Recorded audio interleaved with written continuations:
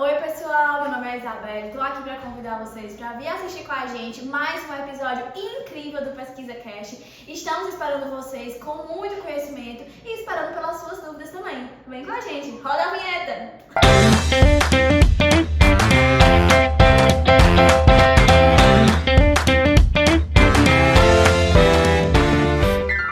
Boa tarde pessoal, meu nome é Isabelle. Estamos aqui hoje para discorrer sobre mais um tema muito interessante, que é a revisão narrativa, que apesar de parecer simples, pode gerar dúvidas entre muitos estudantes. Para isso, eu trouxe para vocês Fabrini, Clara e Gustavo. Preparados?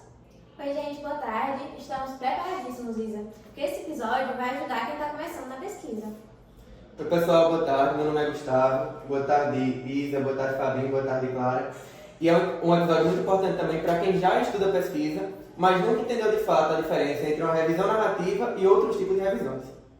Sim, boa tarde, me chamo Fabrini. Nós vamos estar falando sobre o assunto, da pesquisa narrativa. O nosso objetivo é deixar esse assunto de uma forma muito mais leve, muito mais lúdica e de uma forma clara para que todos possam compreender o que se trata essa revisão narrativa. Clara, para a gente poder começar bem, explica aí o que é a revisão narrativa.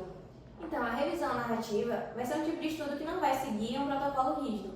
Então, ela vai reunir informações de várias fontes, como livros, artigos, documentos, e vai trazer uma visão ampla, interpretativa e contextualizada sobre um tema, baseada nesses documentos, nessas fontes que foram utilizadas. Só que, diferente das revisões sistemáticas, a revisão narrativa não vai precisar seguir critérios, como de inclusão e exclusão, tão fechadinhos, tão rígidos. Vai ser um tipo de revisão mais flexível. E essa flexibilidade é o que faz justamente permitir com que essa leitura seja uma leitura muito mais crítica, reflexiva e interpretativa. A revisão narrativa ela é muito utilizada para explicar conceitos, para contextualizar temas amplos e para construir uma base teórica sobre determinados assuntos. Ou seja, a revisão narrativa, ela não foca em uma exatidão numérica, ela foca na compreensão, né? Sim, como os colegas falaram, a revisão narrativa ela ajuda para que possamos entender o cenário como um todo, um cenário geral sobre um determinado tema. Gente, antes da gente evoluir, vamos incluir um outro tipo de revisão para que esse diálogo ele fique mais dinâmico. Você pode explicar para a gente, Fabinho, sobre a revisão integrativa?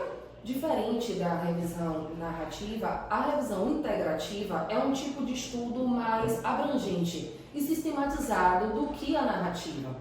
Ela permite incluir diferentes tipos de estudos, sejam esses estudos quantitativos, sejam eles qualitativos, experimentais, até mesmo observacionais. Tudo junto, integrando todas as nossas evidências sobre o tema. Exatamente, Fabrini. Por isso que o nome é integrativa, porque ela vai integrar metodologias diferentes para responder uma pergunta mais complexa. Então, ela vai ter etapas mais estruturadas que a narrativa, como, por exemplo, a definição clara da pergunta, vai ter uma busca mais organizada. Aí sim, nesse tipo de revisão, vão ter os critérios de inclusão e exclusão e também vai ser feita uma síntese dos achados. Mas ao contrário da sistemática, ela ainda tem uma certa flexibilidade. Então não exige uma meta-análise nem protocolos extremamente rigorosos. É como se ela fosse um meio termo entre a revisão narrativa e a revisão sistemática. Ou seja, ela explica muito bem, mas não deixa esse conteúdo tão engessado. Ok, mas na prática, quando é que eu devo escolher uma revisão narrativa e não uma sistemática, por exemplo? Uma ótima pergunta. A revisão narrativa ela vai ser ideal quando você quer o quê? A gente pode usar quando a gente quer entender um tema amplo, como, por exemplo, hipertensão, DPOC, envelhecimento, SUS, saúde mental. A gente pode utilizar também quando a gente quer construir um referencial teórico para TCC, projetos e artigos, para também fazer a discussão crítica, integrando múltiplas visões, fazer um trabalho descritivo sobre a evolução histórica de algum conceito, e também a gente pode abordar temas com muitos aspectos diferentes, como a fisiopatologia, com a clínica e com a epidemiologia de uma doença. Por exemplo, se você quer entender a evolução da epidemiologia da DPOC nos últimos 20 anos, você pode fazer uma revisão narrativa, porque vai envolver mudanças históricas, opiniões de autores diferentes abordagens e até mesmo várias políticas de saúde que se passaram durante esse tempo. Outro exemplo seria a gente conseguir entender, né, o impacto da pandemia na saúde mental dos adolescentes, né? Porque é um tema multifatorial que é cheio de variáveis e perspectivas. E uma observação que eu trago é o seguinte: nem sempre a revisão sistemática ela tem uma literatura suficiente para tratar sobre aquele tema. E aí, a literatura que estamos tratando vai ser útil quando houver essa ausência de literatura. E no caso da revisão integrativa, quando é que faz sentido escolher esse tipo de estudo? Isabelle, a integrativa ela é ideal quando você quer responder uma pergunta mais direcionada, mas ainda não pode considerar diferentes tipos de evidência. Por exemplo, quando o tema envolve aspectos clínicos, psicológicos e sociais ao mesmo tempo. Isso, ele vai funcionar muito bem quando você quer avaliar intervenções, entender tendências, identificar gaps de literatura ou então construir um modelo teórico. E diferente da narrativa, ela exige uma metodologia mais estruturada. Então a gente não pode, né, ficar no meio do caminho. Então temos que ter mais rigor que a narrativa e menos rigidez do que a sistemática. Digamos que a integrativa esteja no meio delas duas. Não é a narrativa nem a sistemática, está no meio desse viés. Tá, então se eu quiser escrever uma revisão narrativa, por onde é que eu começo? Bom, para a gente escrever uma revisão narrativa, a gente vai precisar seguir algumas etapas, né?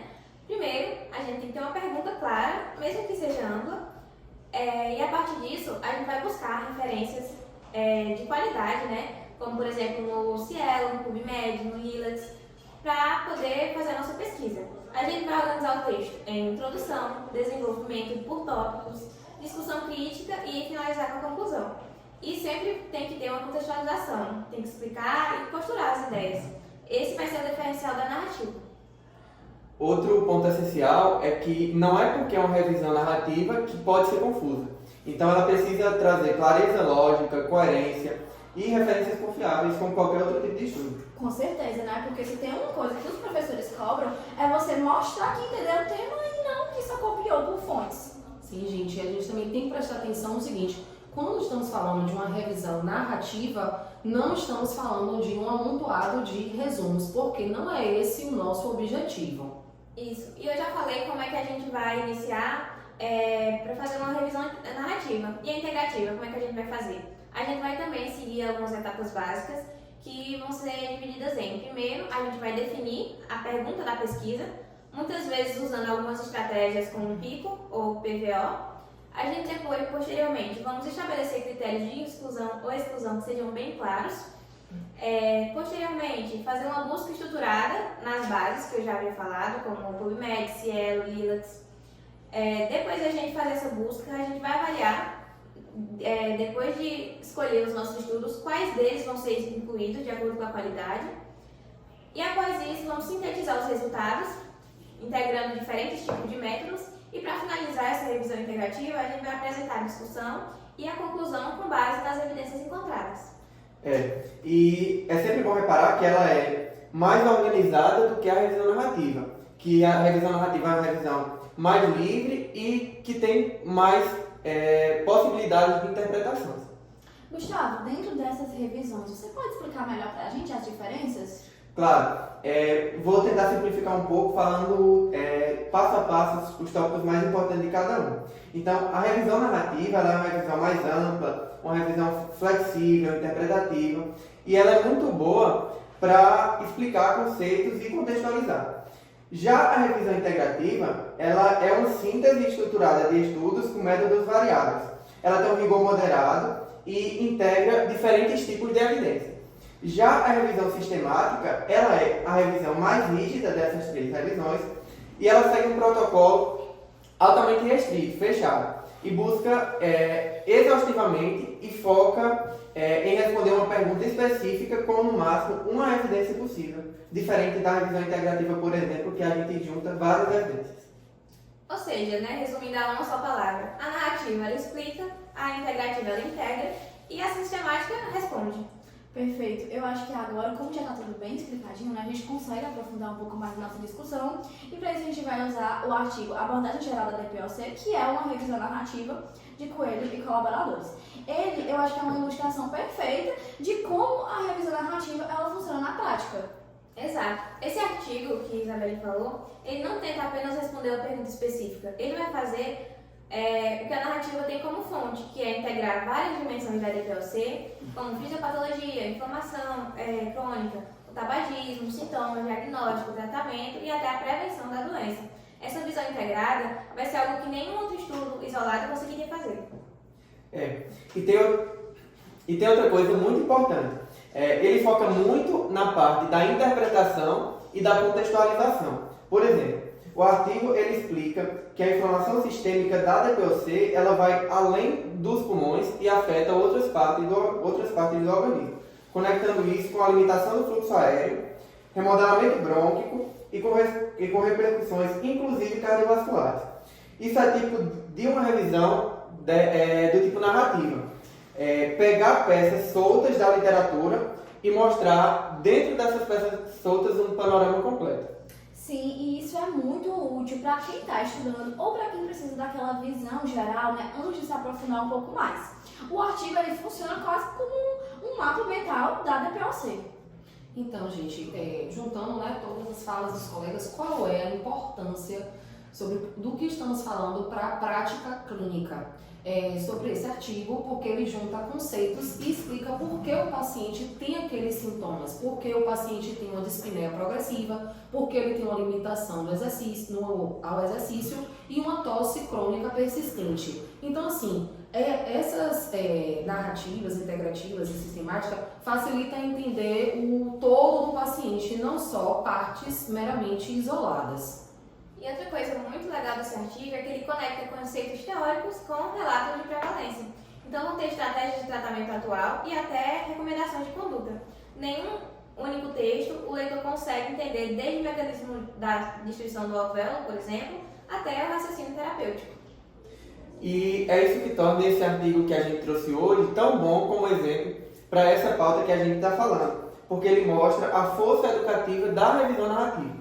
Então, ela não vai te mostrar uma resposta com números, então uma resposta meramente matemática, mas vai te dar clareza mental sobre o assunto.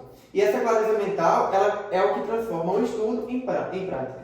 E esse estudo ele é extremamente valioso quando a gente precisa entender a doença como um todo, né? Já que vai integrar conceitos, vai fortalecer a base teórica e que depois tudo isso vai ser aplicado na nossa clínica. É isso, então para fechar, nós vamos comparar agora os pontos que são fortes e as limitações dos dois tipos que a gente focou hoje, que foi a narrativa, bem como a integrativa. Nesse momento, eu passo a fala para a Clara para que ela possa trazer esses pontos fortes. Então vamos lá, quais são os pontos fortes da revisão narrativa? Então vai ser visão ampla e contextualizada, leitura crítica e ela é ótima para ensino e construção teórica, na verdade. E a gente, além dos pontos muito positivos, a gente também tem as limitações, como qualquer outro tipo de estudo tem, a revisão narrativa também tem suas limitações. Dentre elas, a gente vai ter um maior risco de viés, ou seja, de fatores que vão influenciar na visão geral do estudo, depende muito do ponto de vista do autor e não serve para causas muito específicas, já que é um estudo com uma visão ampla e contextualizada. Pronto, agora nós vamos falar sobre os pontos fortes e as limitações da revisão integrativa. Os pontos fortes são, permite incluir, né, diferentes tipos de estudo, tem um maior rigor metodológico e é uma ótima revisão para mapear evidências e identificar lacunas na literatura. Agora nós vamos falar sobre as limitações da revisão integrativa com Clara. Isso, falando sobre as limitações da revisão integrativa vão ser porque ela exige mais método do que a narrativa, ela pode gerar sínteses complexas demais e também ela tem mais risco de vieses do que a sistemática, por exemplo. Então, pessoal, hoje nós estamos encerrando, né, o nosso episódio falando sobre esses temas tão importantes na área da pesquisa. Eu tenho certeza que toda essa discussão foi muito enriquecedora para os nossos convidados. E antes da gente finalizar, eu queria agradecer a presença de vocês. Espero que para quem está assistindo de casa também tenha sido ótimo, assim como foi para a gente, né? Essa discussão cheia de conhecimento. Então, gente, a gente percorreu um caminho completo, desde explicando o que é uma revisão narrativa e passando por suas características, usos, e de diferenças em relação a outras revisões, como a revisão sistemática e revisões integrativas. E até mesmo trouxemos o exemplo de um artigo real aplicado na área da saúde. E nesse episódio de hoje, a gente conseguiu ver como a revisão narrativa, mesmo com suas limitações, ela continua sendo uma importante ferramenta essencial para construir uma base teórica, ampliar o entendimento dos temas e também para integrar diferentes perspectivas da literatura. Gente, todo o conteúdo abordado aqui foram de dúvidas que vocês mesmos colocaram no nosso último episódio.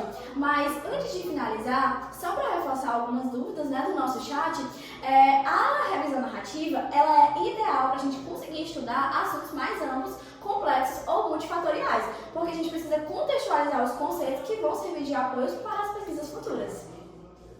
Nosso objetivo com esse podcast hoje é que você, né, aí do lado da tela, possa contribuir com nossos conhecimentos, possa agregar na sua vida acadêmica, na sua vida profissional, os conhecimentos que nós transmitimos aqui hoje no podcast. Então lembre-se, gente, que para uma boa revisão narrativa, você precisa começar com leituras de qualidade, com organização, com senso crítico e, acima de tudo, a capacidade de interpretar e conectar as ideias.